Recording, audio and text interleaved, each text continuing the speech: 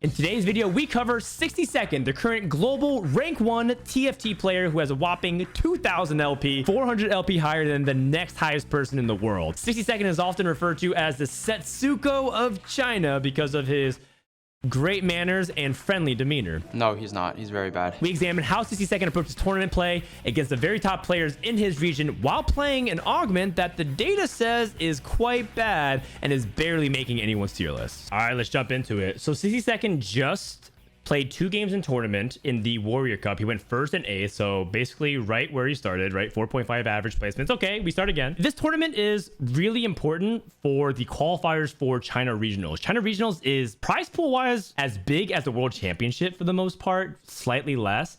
And also, of course, a lot of prestige and fame associated with it. So it's a really big deal to do well. This is stage 1 of that qualifier. I think there's 2 to 3 stages before it sees into actual regionals. It's like a month-long tournament. So you know that 60second is trying his absolute hardest. Scouting the gen weather. This is just a small little trick. You can open up that team builder up here in the top right in order to look at what the gen weather is. That's right, we got some fancy illustration tools for this video. So 60second is starting belts. This is a nod to the fact that he's willing to play any composition, any carry, any line. That's because, well, he's one, really good, but also because he's a ladder grinder, so he's had a bunch of experience playing many different lines. Some tournament players prefer to focus on like AD, so they start bow or sword.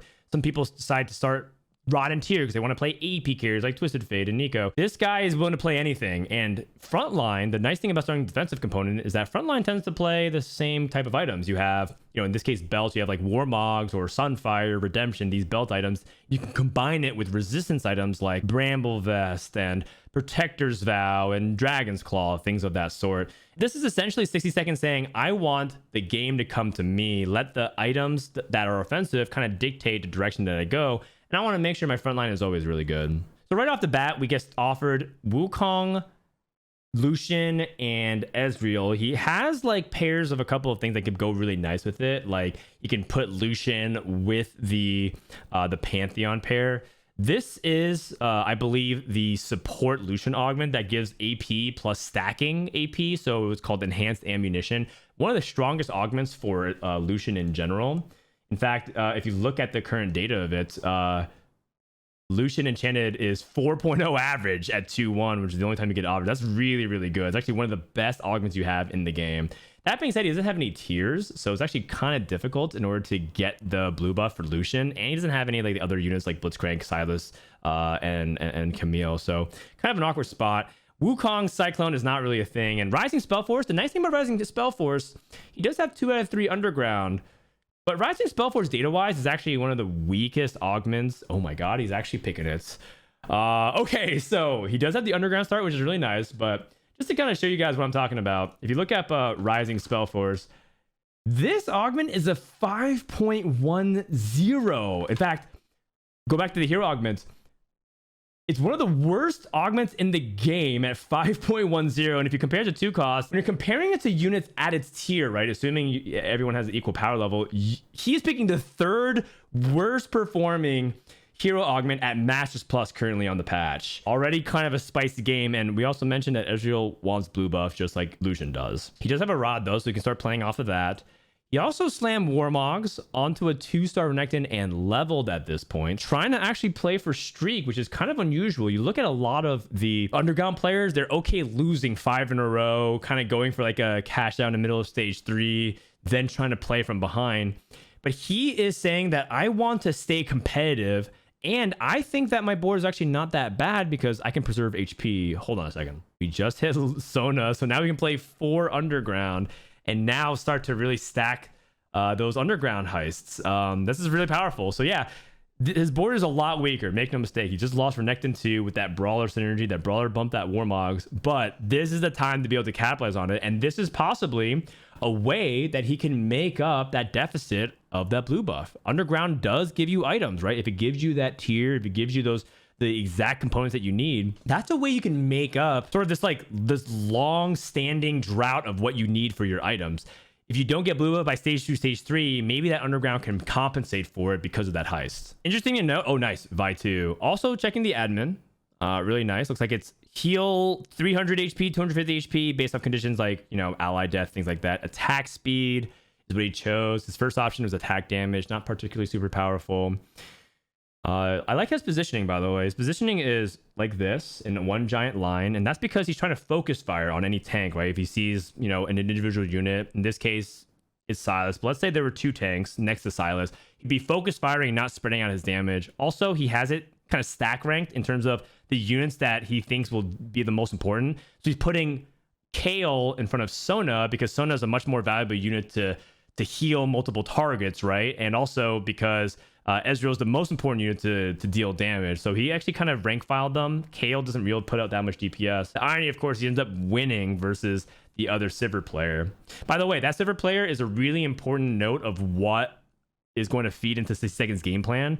You generally want people to reroll the same costs as you. So if he's ending up choosing to reroll Ezreal, which I believe he is, this is not just like a underground Ezreal into something else, although I'm keeping my mind open. You want people to reroll the same tier as you do. So he saw a Draven player, he saw a Sivir player, and these are 2 augments, the carry Sivir, carry Draven, that people want to almost always chase 3-star variations of it. If he sees a lot of people pulling out those 2 costs, it's going to make it easier for him to hit his Vi and that Ezreal. Also, by the way, he doesn't see anybody lean towards supers. Maybe an opportunity for him to think about supers. You don't have to play supers in this composition, but it is what's usually recommended. Not making gold, by the way. His bench value you see is a little bit under 10, plus he's holding a Kale pair. And he's leveled anyways. This is a nod to how important it is for him to preserve HP. He's not even on a streak, right? He's win, loss, win on stage 2. This is kind of an awkward spot where he lost again. So kind of the worst case scenario in terms of traditionally how you want to line up streak. Yeah, obviously we're going to continue heist. Not going to cut this at 8 gold. That'd be such a waste. A lot of people say that you either want a 5 streak win or a 5 streak loss, and they're not wrong. The caveat to that is if you're in the midfield and you have really strong ways to generate income or resources as if you were streaking, then that's also fine too. So he's saying, I'm in the midfield and that's okay. I cared about preserving my HP. I'm going to let Underground be the way that I keep up with all the streakers. This is a positioning trick to try to make him lose. His board is actually quite strong, and Underground has the disadvantage compared to other loose streakers. You see his opponent play 3 units, for example. He has the disadvantage of having to play all the Underground units on the board. He can't actually take out Underground for 1 round. If his opponent, say, wanted to play like that Ashe and that Renekton on the bench and like completely stack the round, he could do it. And 60-second couldn't answer that because he has to play his Underground units. So he kind of like said, hey, if I queue into like one of the strong players, I will lose. But against this weak player, I win. And kind of the worst case scenario happens again. It's a full flip-flop. It's a win-loss, win-loss, win on stage 2. Not the most successful stage 2, but that's okay because, again, we're preserving that HP, so kind of a win-win scenario. And we did get reasonably far in terms of stacking early game because we got the 4 Underground at 2-2. Looking to see if we can get a really good item here. Ideally, we're looking for blue buff again. Oh my god, so we have 2 of the 3 best items for Ezreal. So you want blue buff. You ideally want Jewel Gauntlet to capitalize off the amount of AP that you get off of Rising Spell Force. So Jewel Gauntlet is really good. It's almost like his augment gives him kind of like Archangel Staff. So he's combining Archangel Staff with Jewel Gauntlet. And then his third item would be some kind of bonus damage item. I'm talking about like Giant Slayer, Guardbreaker, or like a healing item like Gunblade, because Gunblade will not only heal Ezreal against some of these pick damages, but also the healing onto a tank like Vi. And if you can make Vi super duper tanky, oh my god, wait, MF didn't actually finish off that Ezreal. You make that Vi super duper tanky, then you end up having a situation where Vi can pretty much go infinite. It's just Ezreal Vi and against the world. You saw, by the way, that he has spread out his positioning. Before it was all in a row and all in a line, and now instead he actually spread out his Sona. That's actually a good note. Let's go over the augments actually really quick. He rerolled very quickly, but let's talk a little about why. Right now, this is gold tier augment, which is kind of good for like what you want with a reroll composition. It unlocks a lot of different like unique bonus effects. You're talking about things like Ascension, or in this case, threat level max. Those things enable certain compositions that you don't get as Silver and Prismatic. So it's actually kind of nice. Unfortunately, the only thing that's pickable here is Double Trouble, but that would require him to basically play either down an augment until he hits all these 3 stars, which is a long time from now based off his current trajectory, or to replace things like 4 Underground to play like a second copy of Ezreal, which, I mean, that's not only not that great, but also kind of bad, right? It's like, it's kind of boring. Go for the big go for the big underground cash outs. We're this far in. I think it's worth a reroll. The secondary options are actually kind of close. You look at Big Friend and Second Wind. These are two things that kind of feed into the win condition. You want to make sure that every augment choice feeds directly into your win condition. And so in this case, Second Wind and Big Friend both kind of do the same thing, which is like make your frontline really strong. But the problem with Big Friend right now is the only unit that's eligible is Vi. And so you have to put Vi like not in the front line. You kind of tuck her in and surround her a little bit on the awkward side. So I think Second Wind is stronger. Not to mention that Second Wind has really high cap as well in terms of healing all these 3-star units that you want to chase. So we level to 6. We're not rolling. We're really poor actually from not making gold until the end of stage 2, but we've recovered decently well because we're at 30, and we also have all 2-star units. So the only thing we can really roll for are Lee Sin 2 and Sona 2, and that's not that important right now. We want to make sure to get our economy up so we can start slow rolling. Scouts and CZ's opponents are also trying to play a little bit more tempo, but this is kind of an uncharacteristic lobby. You don't actually see a lot of rolling down at level 6 at the moment. China tends to be really aggressive in their meta. They roll a ton of gold at 3, 2, and 6 so they can stabilize. But it seems like there's a good amount of reroll in the lobby, so everyone is kind of on the same page. And that's another thing that you can do with scouting, which is look around, see what other people are doing, including that Blitzcrank hook, by the way. Definitely play around that. And just try to see if you can line up your game plan. Oh my god, speaking of rerolling, 3-star Lucian, 3-star Blitzcrank. Okay, that's going to be one fight that's going to be difficult to win. Thankfully, we didn't queue up into that. We queued up into a support Lux choice. Interesting. This player might be trying to go for like LeBlanc Hacker based off the item setup. Oh my gosh, the Lucian almost picked off that Ezreal. But thankfully, it is just going to be 1-star units. So in the end, it's not that bad of a loss. And kind of like we said, really good that we're like on win-loss. Or sorry, we have this underground so we can offset that win-loss. And it's not even that bad of a loss. On Carousel, we already have 2 items on Ezreal. So I think we can start working on items for Vi.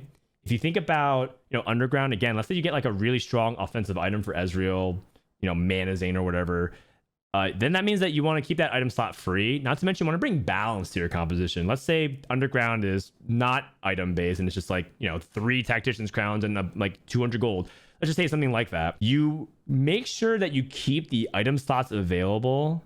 We continue the heist, obviously. Keep the item slots available so that way we have options off the drops at the end of the PvE round. If you took like a sword for Gunblade or Giant Slayer on Ezreal, and then let's say like bow, sword, rod drops off of the wolves at the end of stage 3, then you don't have any items really for Vi. So he's making sure to spread out his item resource. And this is really important for him because he's trying to make sure to bring balance to his composition, make those frontline items as well as those backline items. The spread of the backline is paying off. He's getting hooked on the corner. He, by the way, is also 5 Ezreals, so he might be able to be in a situation where he is actually just committing to rolling for Ezreal, and that's it. Like, he might go for Ezreal 3, Vi 3, but he doesn't have to go for supers. In fact, I think he's passed units like Malphite earlier.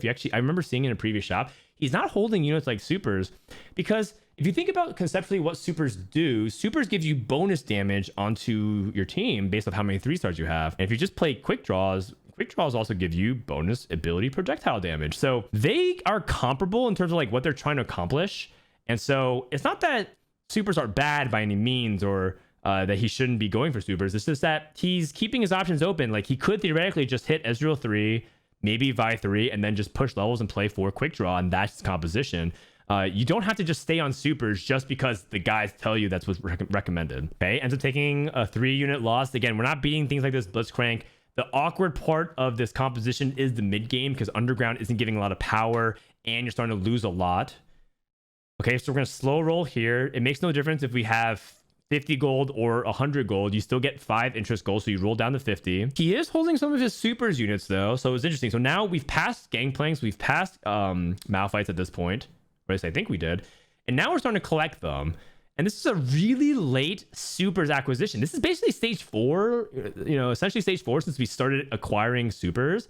And that's kind of unusual, but I think he's entirely correct because he wanted to evaluate his situation. And look at that, 6 Malphites appear seemingly out of nowhere, which is, Kind of awkward actually, because he doesn't want to really play the Malphite, so he's clogging up his bench. He'd much rather hit the Ezreals right now. But hey, we end up getting into a situation where now we can roll for all the supers, and like we talked about, not actually committing a bunch of gold, but slow rolling and building his bench and keeping his options open.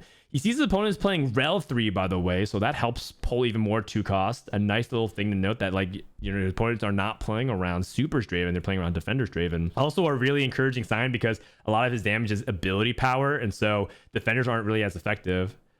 Does he actually win against his Draven? Looks like it's a narrow loss. You're never really upset about playing against Draven when you're trying to go for like underground, because you take a 1 unit loss assuming your board is at a reasonable power level. And so now we go into the last augment. We're looking for something that helps feed into our win condition. I see 2 things. One, look, we're already positioning around Exiles for the most part, so it's actually kind of good if we go for a bunch of 3 stars. The amount of HP that we have scales with Exiles. We have Jewel Gauntlets, so Jewel Lotus is a little bit awkward because it doesn't amplify our Ezreal that much, just get a little bit of extra crit chance, which is not bad, but it is inefficient. The one thing I will say is if we're going for supers, all of a sudden we get bonus damage on all of our champions, and all of our champions effectively get, you know, that Infinity Edge or Jewel Gauntlet effect. And so it kind of sets up a future where we're setting up multiple carries and not just dependent on Ezreal. We continue to heist. That Spark and the Anima Visit is actually quite solid for Spot in particular. Spark is actually, like, having magic resistance shred is actually very good for Ezreal, but we're playing for a much higher ceiling and cap. As you know, this is just not good enough. We want to go for max cap as possible. We're at 70 HP. Everyone's hitting though. Draven 3 got online. We scout, we see Sivir 3 online.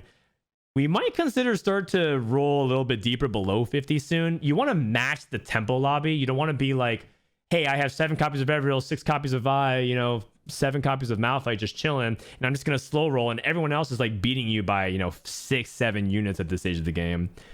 3 unit loss is acceptable. You know, you're killing off a little bit more than half the units, so that's actually a pretty good spot. If we can lose a few more times like that, we're gonna be a great spot. And look at the underground cash out lineup. We've mentioned it before. I'm gonna circle it right here. 6 out of 10 is really important because that sets up for that cash out that you line up, right? If he takes a 4 underground loss, it'll be 10 out of 10. So everything is lining up very beautifully. He rolled and hit a little bit more than he wanted to, so he ended up going kind of the opposite direction. We talked about how you can play around quick draw. You also can take out quick draw, right? The inverse also makes sense.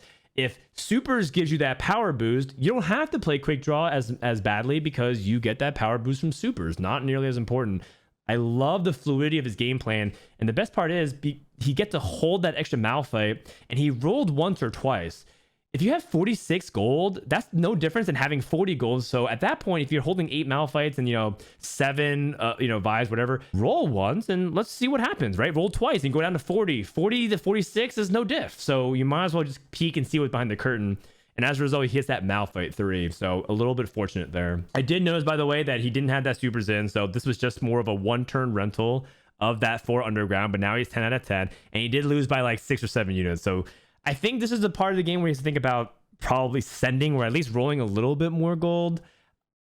But we'll see. Maybe the cash out is good enough to justify him not actually rolling a bunch of gold and his board gets stronger. So he takes a vest. He has an open cloak. And again, we're waiting to see what ends up happening off of the cash out. I think I would have maybe prioritized a Dragon's Claw, but it looks like there's a lot of AD damage. He saw Sivir reroll and he saw a Draven reroll, meaning that he's going to want more armor items on that Vi to withstand that AD damage. Cash out's pretty good. We got a Tactician's Crown and a Radiant Shojin, which is a playable item on Sona, and we are chasing Sona 3. So you see how we're rolling down to 40. Okay, we're out of time. We didn't get to really make a meaningful decisions. We pick Randuin's. Randuin's is really good synergy, again, with our win condition, which is scaling our composition, stalling out. We could have gone for the Rocket Propel Fist, but we're more honorable than that. I mean, we could have totally gone for it. I would have been also supportive. We could have had a 3rd item on Vi, but I think Randuin is just higher value. Plus, as you saw, that Lucian player with the Edge of Night blue buff, JG, did end up committing to that Hacker LeBlanc.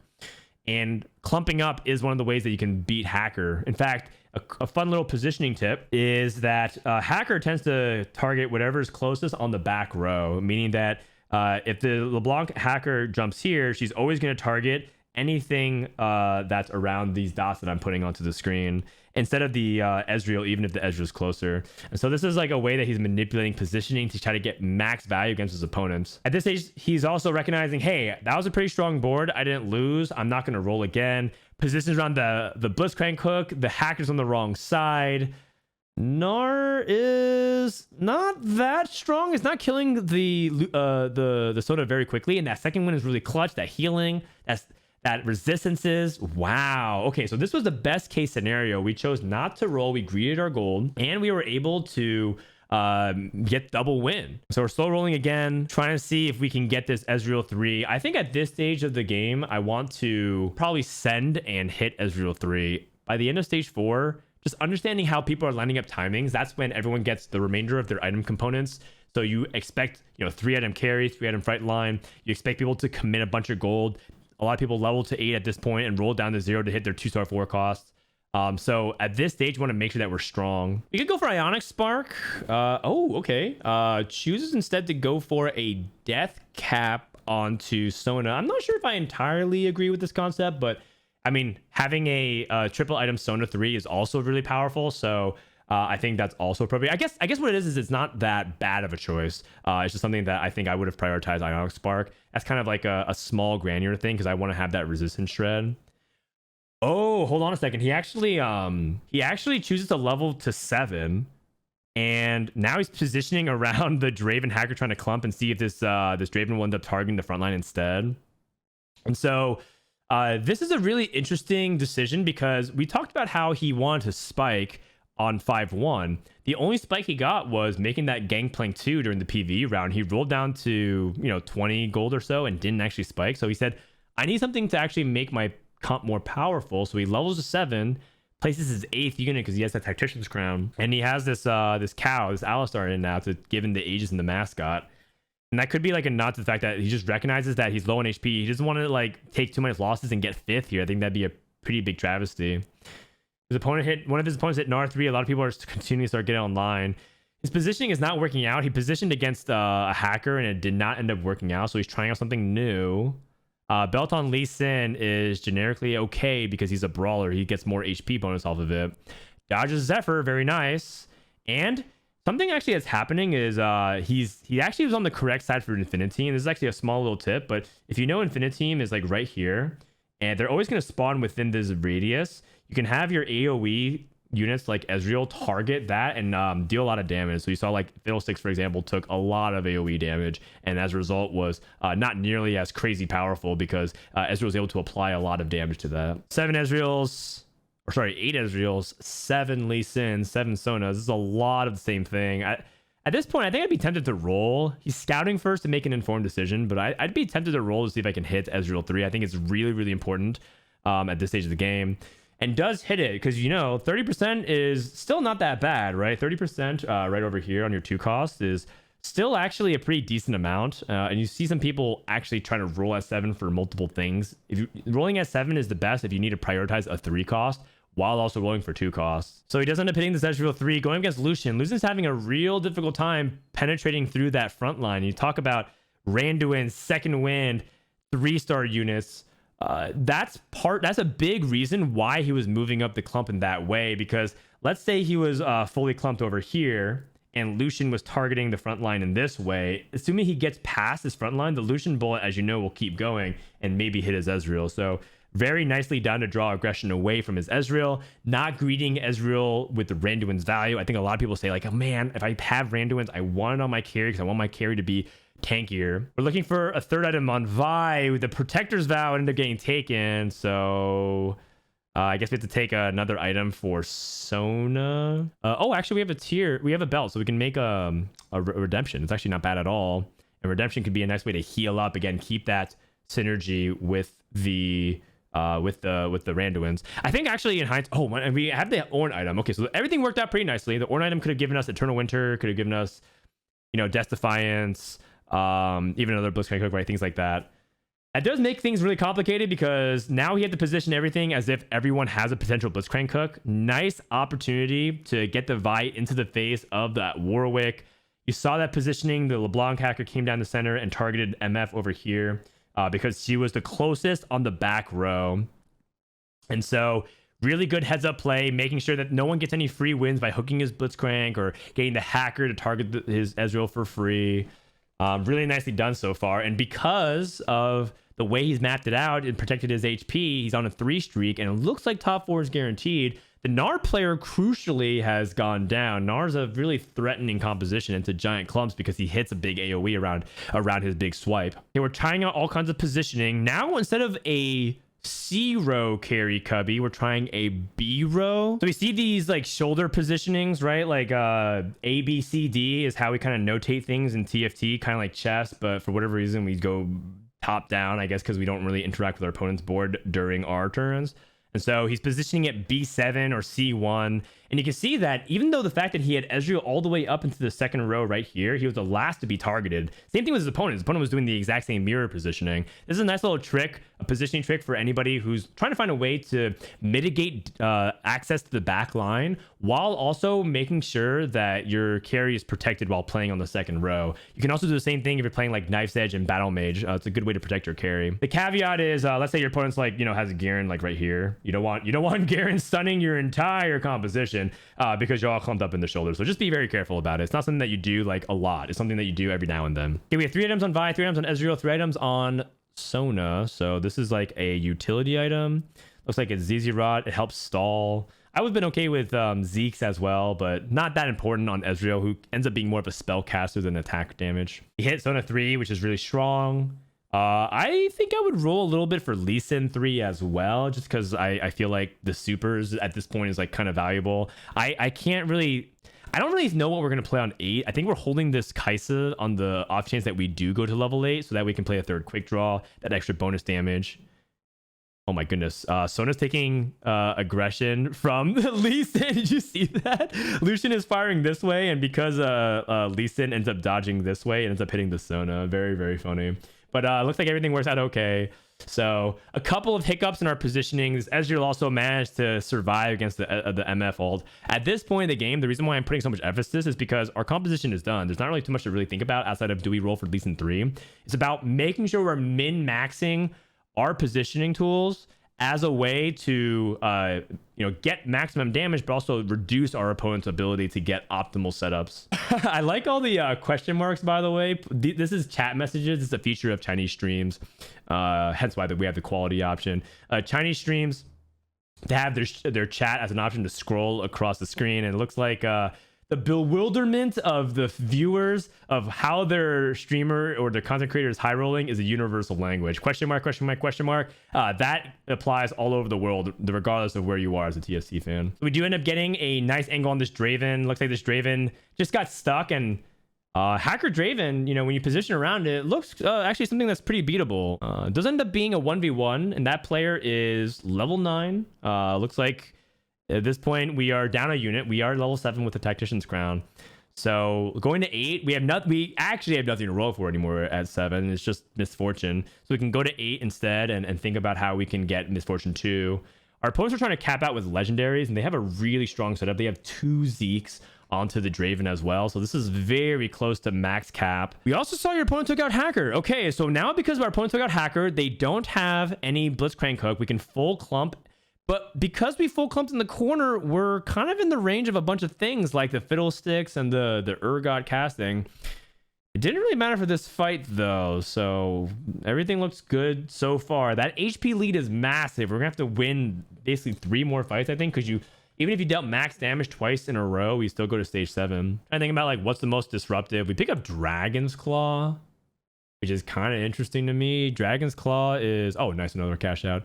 Dragon's Claw is good against AP, and our opponent has some AP damage, like Fiddlesticks. I think this is probably just a nod to like making Lee Sin as tanky as possible. Rolling on 8, seeing if we hit Misfortune 2, Kaisa 2, maybe like a flex unit. We could play like another Ox Force unit. Hell, we could play our own Fiddlesticks and our own Urgot as well. Considering moving, but just didn't get everything moved in time. Oh my god, our opponent has Fiddle 2 and Garen 2. Everything is stacked up. The Garen casts... The Urgot pulls, the Fiddlesticks casting.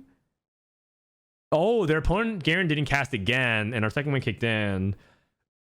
All right, looks like everything is good to go. Everything looks pretty straightforward. Maybe all that positioning stuff does not matter, but I think 60 Second recognizes that, yes, I did win that fight, but I don't want to give my opponent max value, because the more I clump onto this side of the field, the easier it is to get all that AoE. So if you put Ezreal here and you put Sona here and like big clump here, Urgot can only hit like part of this, right? Or Garen. You can't actually hit everything. I end up just drawing like a very sad ooh face. But in this case, trying to make sure to disrupt his opponent's max value in order for him to make it really difficult for his opponent to get like, you know, optimal AoE CC and Draven hits. One more fight is all we need to close out this game and get back into the tournaments. And at this point, we're never going to go to 9. It's going to only be 1 or 2 more fights at most. So we're just going to roll for Misfortune 2. The items that we're thinking about are really strong utility items. This is the part where Shroud, Zephyr, and things of that sort are really high. If you look at the data on websites, you always see that like Shroud and Zephyr are like the strongest top 4 and win percentage items in the game. That's because at this phase, that's how you really get it over the hump to disrupt your opponent's game plan. And we hit Shroud. So Shroud is actually very good. It's exactly what we're looking for. Our opponents are still not like fully capped though, right? Because their opponent did replace hacker units, which gives him 3 units to potentially replace and put like legendaries and like more Aegis units. Our opponent hit another Urgot too. So this is starting to get kind of scary, but that's why that Shroud is really, really important. Trying to dodge. He doesn't want his Vi to actually take first contact. Gets a Shroud onto the Lee Sin. Misses the Draven though. And my God, these double Fiddlesticks, these double Urgots. Ezreal is wasting his time. He casts on like a 1 HP Fiddlestick, some terrible fight RNGs. The opponent's ZZ Rod also absorbed another blast. And that last cast of Urgot pulled that Ezreal forward. All the small little things that these players are doing are starting to impact. Like, you saw how like you didn't get the Shrouds and your opponent got that 1 extra cast, and having that extra Fiddlesticks that with the ZZ Rod is like really baiting that Ezreal and wasting that big burst. We're thinking about reforging this ZZ Rod and gets another Shroud. We're also fully clumping still. I feel like we can break apart a little bit of this value Randuin's. And that Shroud misses. It misses because Vi has 3 items. So this was a slight misposition. As a result, this Urgot's going to pull that Ezreal forward. Does end up dodging the Fiddlesticks, but he gets pulled. Garen casts.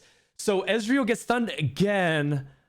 Oh dear. Okay, so we got super far. We almost closed it out, but just by 1 fight. We won 1-1, but lost 2 crucial fights at the very end. And that's what it takes to kind of win at TFT at the highest level. Very narrow margins, a little bit of luck that falls the other way. So a first and an 8th and a 2nd place. He's right back in it in the tournament. A huge rebound game for 60 Second. He ended up losing to Liu Li, who is the 2nd place runner-up from China in Set 6 World Championship Gizmos and Gadgets. So this is a strong player in his own right. Nothing to scoff at. China is stacked to the brim. Every tournament is incredibly competitive. And so you understand that the player on the other side was also a very skilled player in his own right.